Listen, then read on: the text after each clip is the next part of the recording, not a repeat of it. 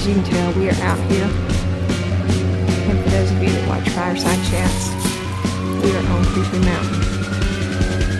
We're out here hunting today. So I know that's not a normal homesteading video,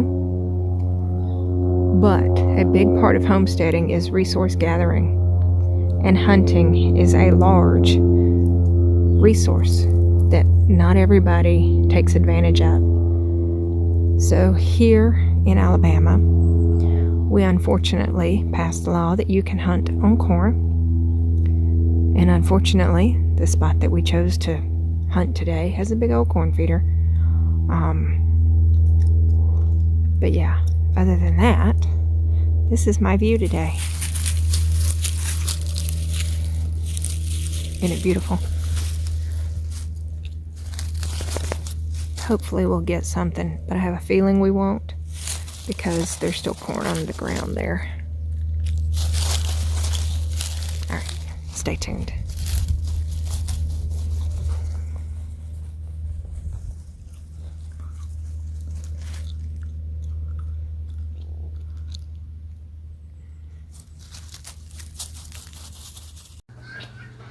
So yeah, winter woes continues. We may not be doing homesteading videos, but we are definitely still working.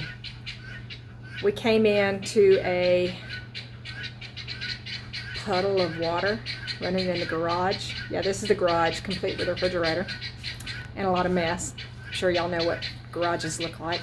But I'm gonna turn this around and show you what we found.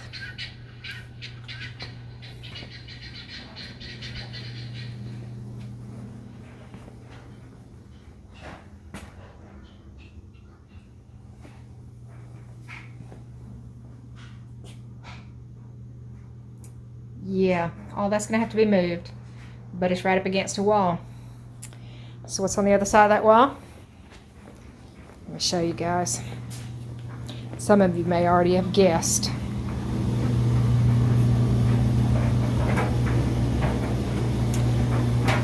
Yep. The culprit. So we got down here. Let me see if it's still doing it. Hold on, guys. It may not be doing it anymore. But we got under here, and you did just see a drop of water. But earlier, it was pouring out from under there. So this hot water tank was made in 92. 92, guys. It is 2022, so it has lasted a good long while. And unfortunately, this is one of the things that you run into when you buy a house, and that is old appliances that give out, die, break down, all that good stuff. Or in fact, some of it is just you want something newer and more modern looking. So today we're going to cover how to drain, take out, and install a new hot water tank. First things first, guys, turn off the breaker. Yeah, our breaker is on the outside of the house under the power meter because this is a 220 line. Now yours is probably located inside your breaker box in the house. Ours is, I think we still have 4 or 5 different panels in different places. All but one have been upgraded to today's fuses. We still have one that has glass fuses, but those fuses are never used. The whatever was ran to it is not there anymore, so it's all good. So we have turned off the power. The next thing you want to do is locate the incoming water to your tank and make sure that is turned off, because if you're draining a tank, you do not want more water going in there, okay? Item number 2, hose pipe. Shoot, run it to your washer, run it out the window. You saw ours is ran out the garage and down the hill. So yeah, so we've got the tank draining. It drains slowly, but that's okay. The next thing you need to do is once you open that valve down there, you need to open this valve and go turn on a sink. Turn the hot water on in the sink. And just let the tank drain all the way out. And then when this is finished, we're going to disconnect both of these lines. Disconnect the power that has already been turned off. If you have not turned that power off yet, turn it off, because this is 220. This is going to give you a nice little shock. Okay, and then once you've disconnected this, and this is empty, then you can take your hand trucks or good stout men and tote it outside. And then you want to clean up the mess underneath. And yeah, we have a small leak from the hose also down there, but that's okay. The tank's almost empty. So yeah, the joys of buying an older home, guys. And along with that, the joys of homesteading and being self-sufficient. All right, stay tuned. I don't know.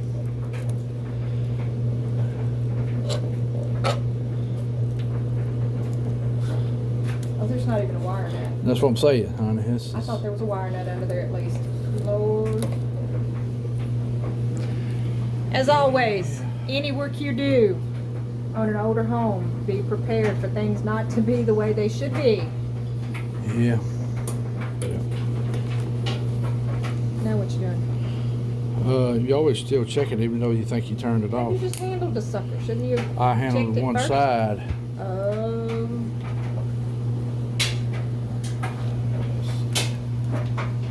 Always double check, babe. That's why I like my little thingy. It lights up if there's power, you know.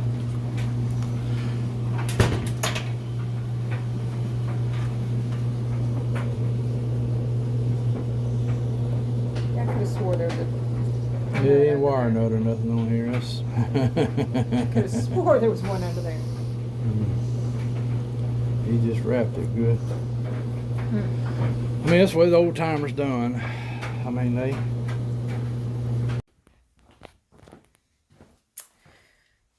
Alright guys, so as you can see, we have got our new one installed. It's actually being uninstalled again because we have a problem with this one. So this is the new one. When you install it, you should have a pan under there for draining the overflow and everything.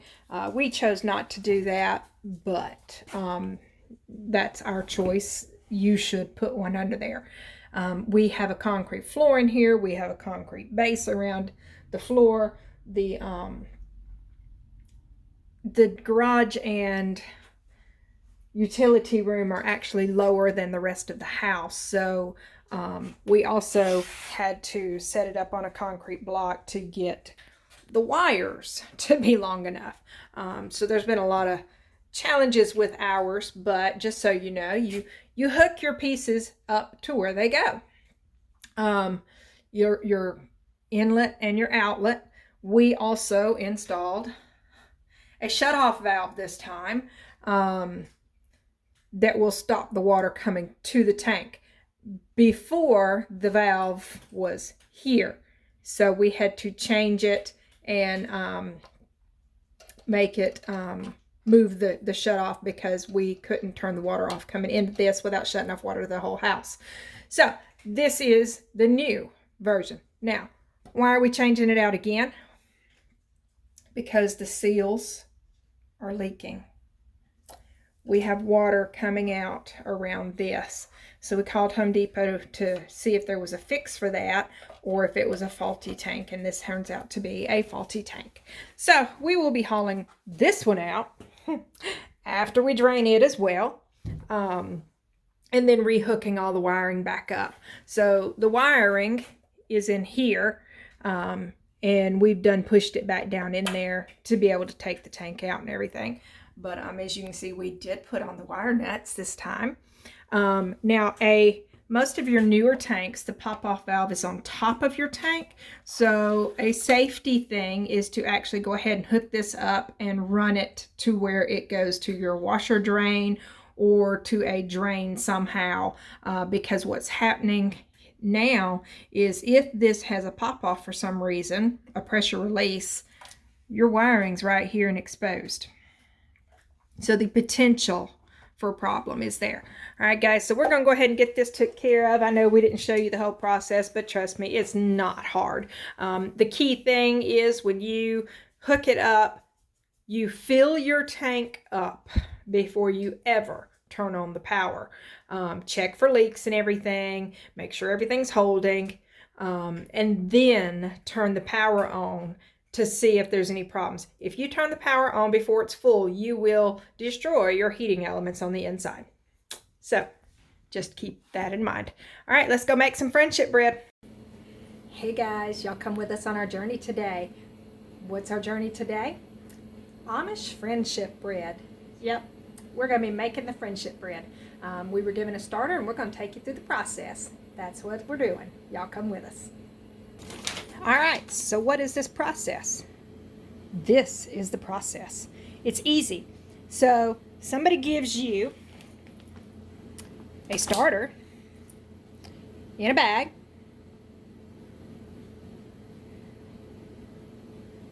There we go. Somebody gives you a starter in a bag, pretty much like this, and you have to work it for 5 days. All you do to work it, I think we can do that every day, can't we? So this is day 1. Yep, day 1. All right, day 2, guys. Here we go. All done. Here we go. Day 3, more of the same, guys. We just mush the bag, and every so often I just take my hand and push the stuff down. Now, there will be air in the bag occasionally. You can see the bubbles. So what do? I open the bag, let it sit like that, and then I push the air out. Is it hurting that to have air in it? No, it's not. So there we go. Day whatever we're on.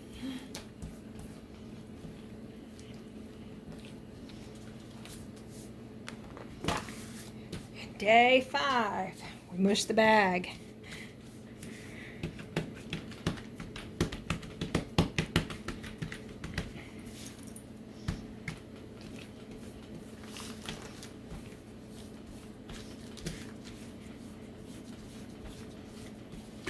All right.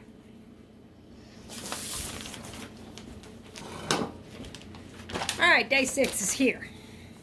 Day 6, we add a cup of flour, a cup of milk, and a cup of sugar. We mix it all up, and then we add it to the bag.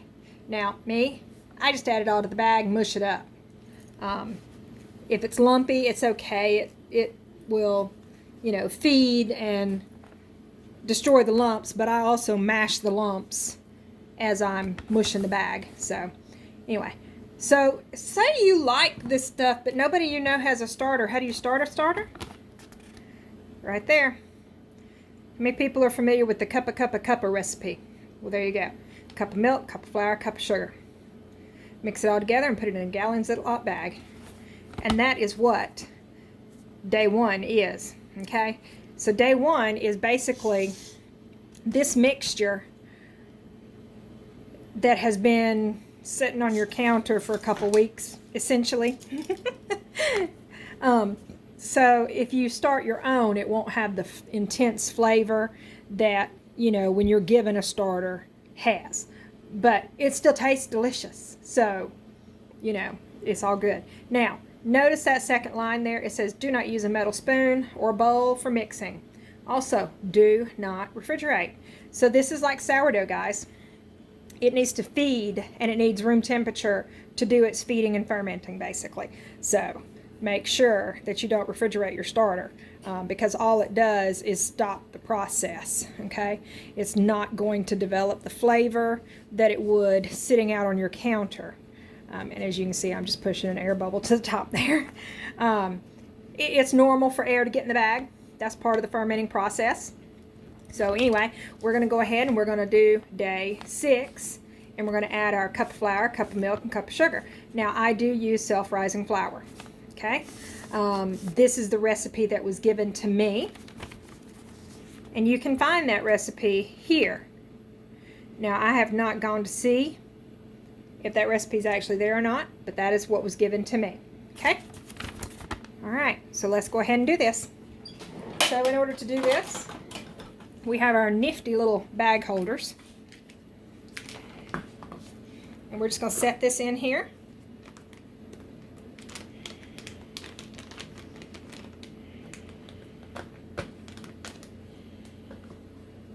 And it would help if you go ahead and pull those up, guys. Don't do like me. Okay. So there we go. Now we're going to put in a cup of flour, a cup of milk, and a cup of sugar.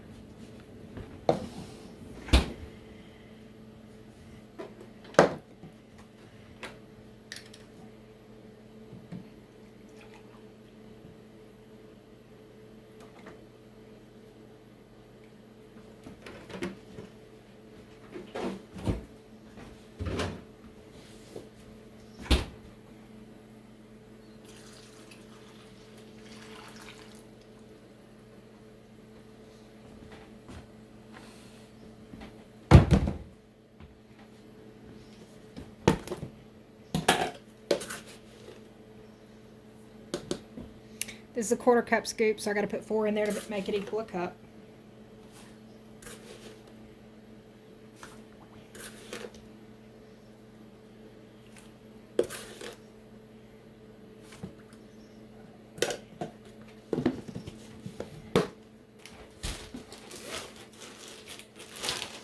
We keep our flour in Ziploc if we can, or glass jars, or something that the air can't get into because we have a lot of moisture in our house.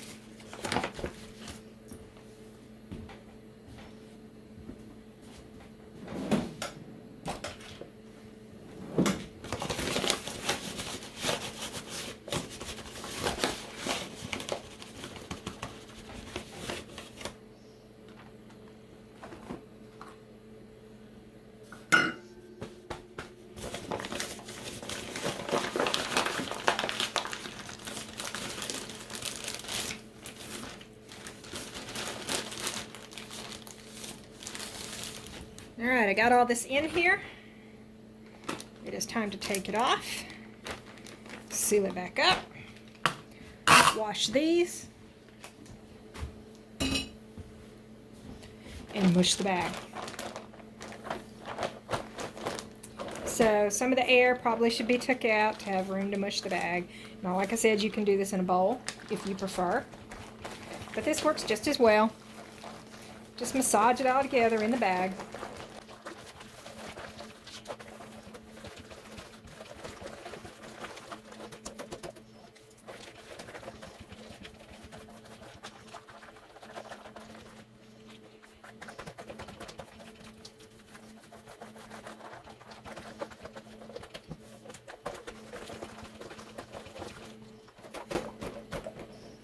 Okay, and then we will leave this sitting on our counter and start the process again. Day 7, we'll mush the bag. Day 8, we'll mush the bag. Day 9, we'll mush the bag. And then day 10, we'll actually feed it and make our bread. Okay, notice I have air in the bag here. So we could go ahead and get it out now. All you do, open up your bag and push that air to the top. But like I said, it's okay if it has air in it. So, okay. And as you can see, we've got little parts that have lumps. And we just will come by and mush those lumps. And they'll start breaking down and mix together with the flour because it's going to be the feed. The sugar and the flour is the feed for the starter. So, that's how you do it, guys. Now again, like I said, if you want, you can mix this in a bowl and pour it in there yourself, you know, from there. Me, I don't want so many dishes to clean up. So there we go. Day 6 is done.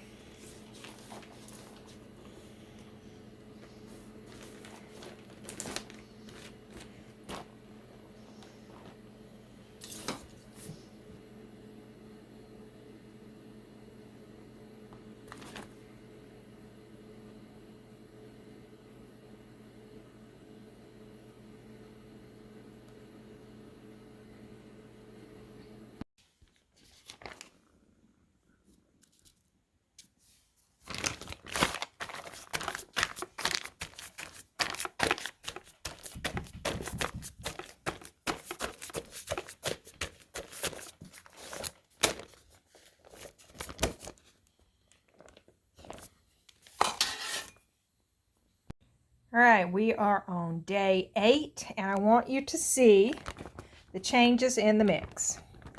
We're getting a lot more air buildup in here. We're getting a lot more bubbles in here. What does that mean we do? It means we mush the bag. We just keep mushing the bag. That's all we do. And then we let it go settle back down, and we release the air. It's okay to have air in there. Not going to hurt nothing. But if it's bothering you to have air in there, just open your bag and let the air out. All right.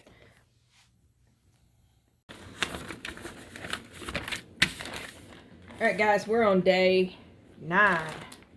And as you can see, we're still bubbling. Now, I will admit this bubbled more in the previous time of making this by day 9 because my kitchen was warmer. It's getting cooler in here and everything, but we're still bubbling. We're still mushing the bag. This is day 9. Tomorrow, we will feed it and start our bread. All right, you can see we got a lot of air in here, so let me get all this down and show you how I let the air out. You can see all of that right through there is air. So what I do is I open a bag and I just push down on it. Get all that air out. Careful not to let the starter come out the bag. There we go. And we're good. Tomorrow we bake.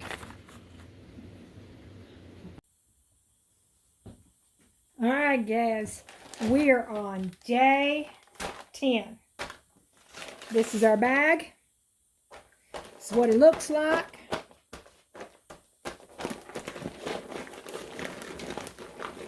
Day 10, mushing it up.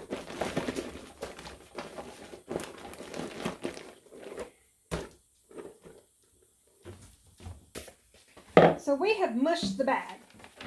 So this is the point where you would feed this, day 10, all the stuff. You'd mix it up and add it to the bag, or add it to the bag and then mix it up.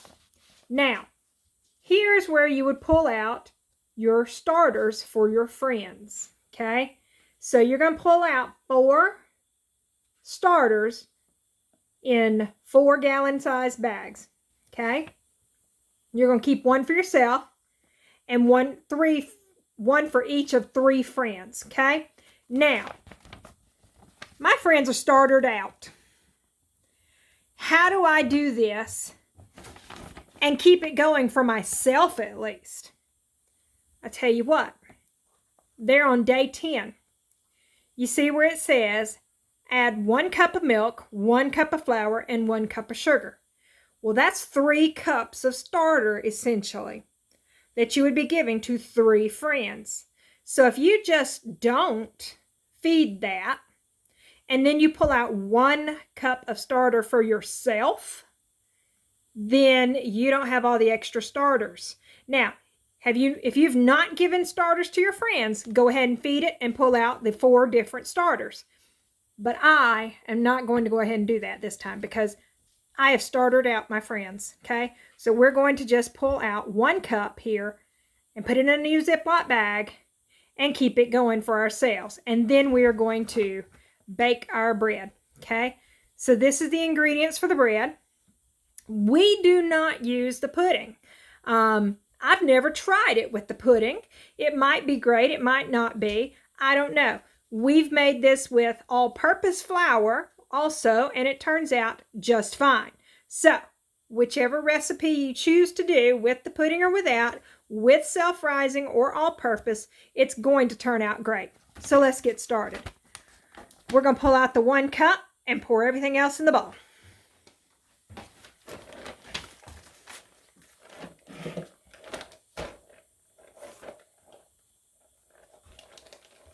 And reverse that.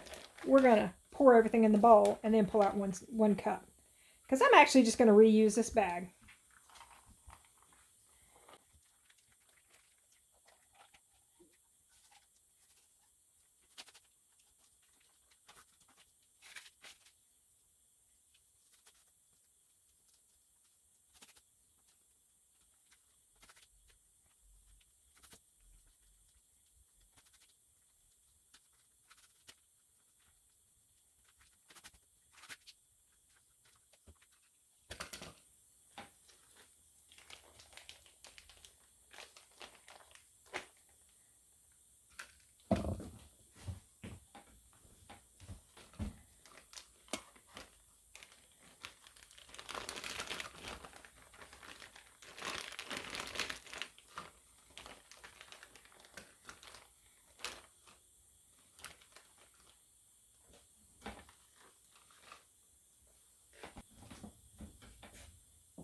So I have a 1/2 cup scoop.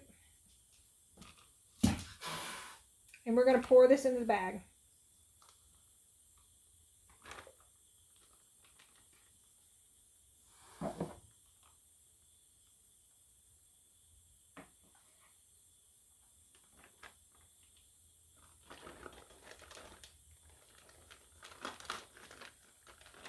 Okay, there we go, guys. So I have my new starter made up. Got my new starter made up. We're going to leave this on the counter to sit. And mush all the air out of it again.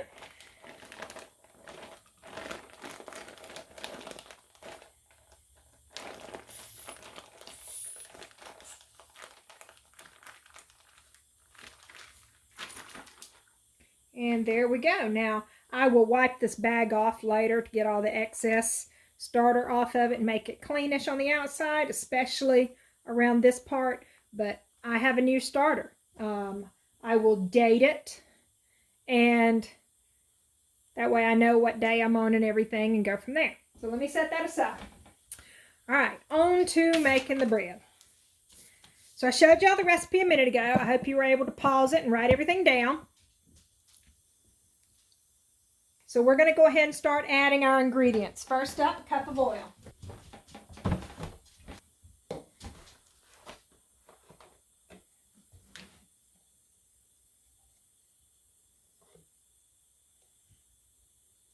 And y'all, I'm going to give a shout out to a product. I don't normally do this, but let me tell y'all about this product right here. So I want you to notice a couple things. This product, it's got a blue side, liquid measurements, and a red side for dry or solid measurements. Look here, guys.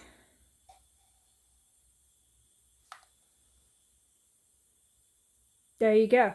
This comes out to where you can use this side for measuring. Isn't that awesome? So yeah, liquid, dry. And it's clearly labeled. And where did I get that? Guys, I got it at Pampered Chef. Yep, Pampered Chef. I don't normally plug products. I used to sell Pampered Chef. I do not anymore.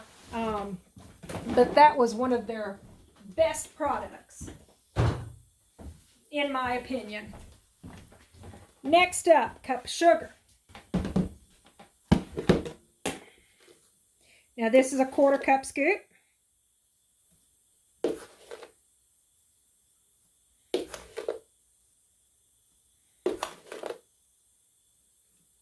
Four quarters make a whole, so there's a cup of sugar. All right, next up, cinnamon. Now the recipe says a teaspoon. Y'all, I think that's about a teaspoon. Next up, 3 eggs.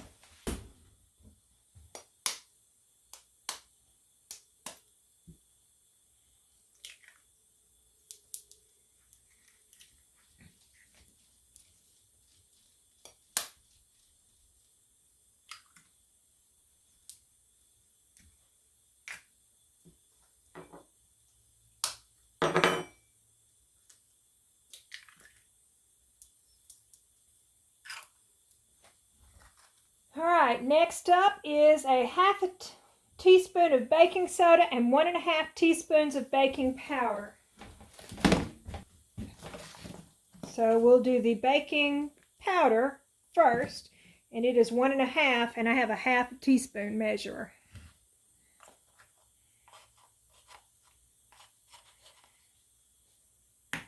So 3 halves makes 1½ of the baking powder.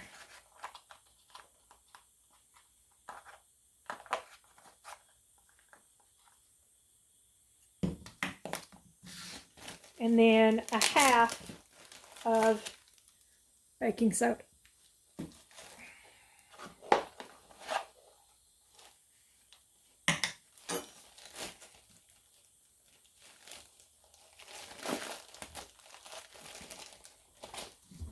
We're going to use our awesome measuring skills for a teaspoon of vanilla. We have a half a cup of milk.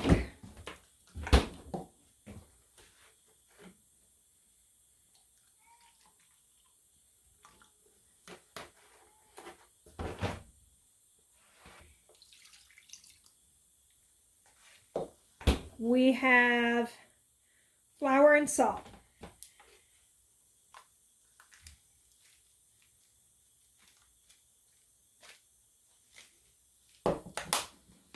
And we are just using regular all-purpose flour here.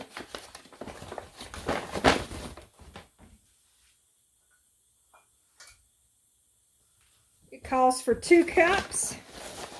Again, I got a half scoop measure, so 1, there's half, there's 1, there's 1.5,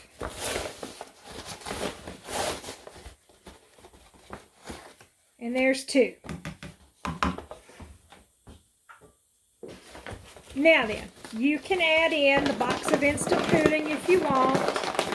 I don't have any in the house, so we're going to go ahead and mix this up.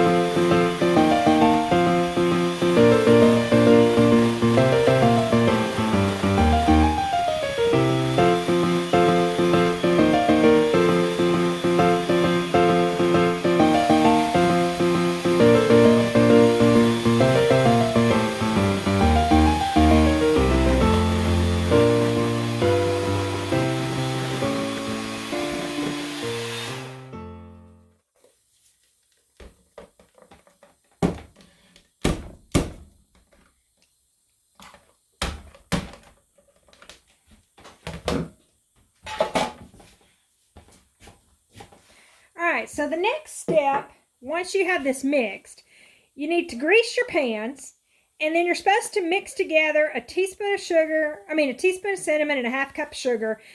You sprinkle that in the bottom of the pans, but we prefer it on top. So I'm going to reverse these instructions a little bit. Also, go ahead and preheat your oven to 325. So it says to grease them. No, it actually says spray 2 smaller pans with baking spray. So this is our pans. They're not very big. They are. Let me make a mess trying to get to the tape measure. They're 8.5. They're about 8.5 there. And 4.5 there. So these are not very big pans. So this is what we're going to use to make our bread in. And this will actually make 3 pans for us. And this is with the all-purpose flour. We have not made this with self-rising, although the recipe sheet calls for it. So we're just spraying the pans. And like I said, we're going to go ahead and spray all 3 of them.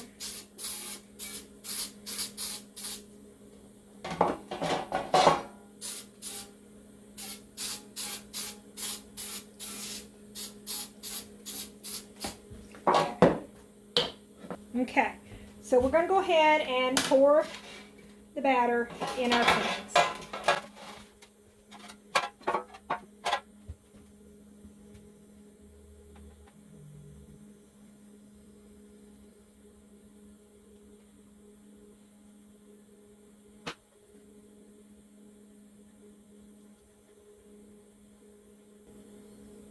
And as you can see, I kind of divided it equally amongst the 3 pans. And then I'm just going to scrape the rest of the batter out and put it in whichever pan needs it to keep them somewhat equal.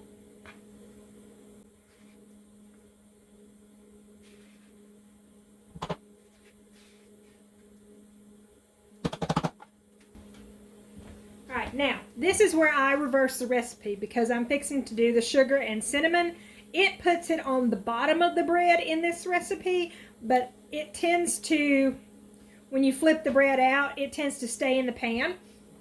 So I'm going to put it on the top of the bread. And it calls for a half a cup of sugar and a teaspoon of cinnamon. And y'all see my measurement of a teaspoon, so we're just going to do that again. You can't have too much cinnamon, so. And then we're just going to sit here and mix it.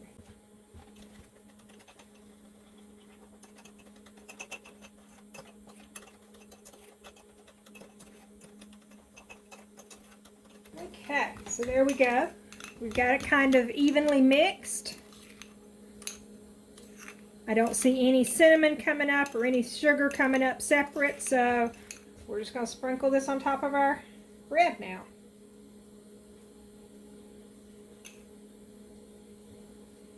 And just try to sprinkle it evenly amongst the three and evenly across the top. The more you make this, the easier it gets because you know what to expect each time. And like I said, the recipe calls for it to be on the bottom, so feel free to put it on the bottom. Like I said, for me, that didn't work out as well because it had a tendency to try to stay in the pan and not be on the bread when we served it. So make your own mistakes with it. All right, guys, 3 pans of bread going in the oven.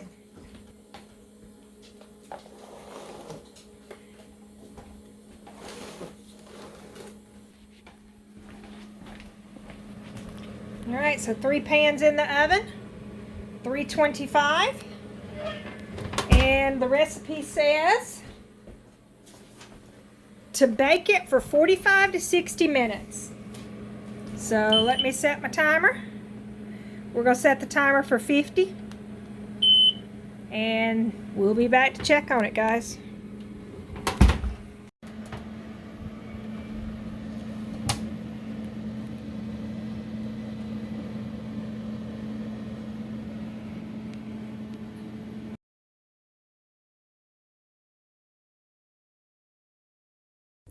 If y'all make this on your own, guys, y'all let us know how it is. Leave a comment.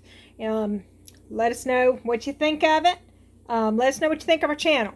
Make sure you like our videos. Like I said, leave a comment. Share. That's the best thing you can do to help us out. Share our videos. Help us get new eyes. Subscribe.